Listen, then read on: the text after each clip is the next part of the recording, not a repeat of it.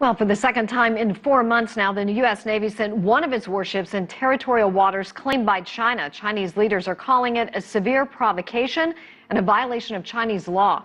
Sean Calebs is following the story, and he's here with more now. Sean. Yeah, indeed. Again, high drama on the high seas. It has been an active week involving disputed waters off the Chinese mainland, including high-level diplomatic talks between the United States and China in an attempt to find a way forward in the region.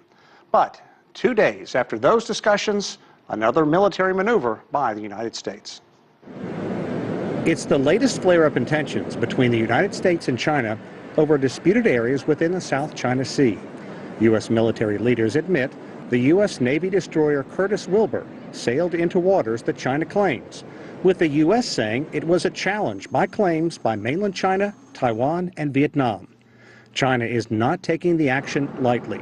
A Defense Ministry spokesman called the move a deliberate provocation, adding the U.S. act severely violated Chinese law, sabotaged the peace, security, and the good order of the water, and undermined the region's peace and stability. In a sign of heightened awareness, the U.S. move prompted the PLA to activate a garrison on the island. A Pentagon spokesman doesn't deny the U.S. warship deliberately came within 12 miles of the Shisha Islands. But the U.S. doesn't recognize China's claim to the region, saying they are challenging what they label excessive attempts to restrict navigation in the South China Sea. On Thursday, the leader of Taiwan, Ma Ying-jeou, visited another disputed island in the South China Sea to reaffirm China's sovereignty over the area. The Nansha Islands have been Chinese territory since ancient times. Chinese on both sides of the strait have a duty to safeguard what's been passed down from generations of Chinese people.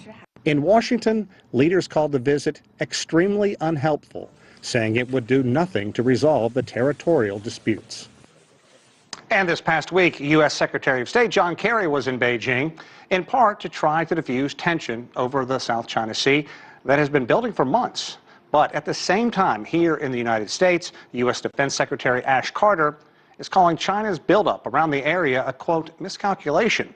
And Carter is vowing further military operations in the area. Susan? What's at the root of the problem, Sean? It doesn't appear to be going away anytime soon. China has been actively staking claim to the region that they say is and has been theirs for generations. China has been adding man-made islands and constructing an airstrip on one of the islands in question. Now, the United States maintains its open water, free for navigation, and has ignored China's demands that the United States notify China before sending vessels into that disputed area. About the only thing the two sides are agreeing on is all this latest activity, Susan, is only making the situation more tense. All righty. Well, Sean Calebs, thank you so much for that.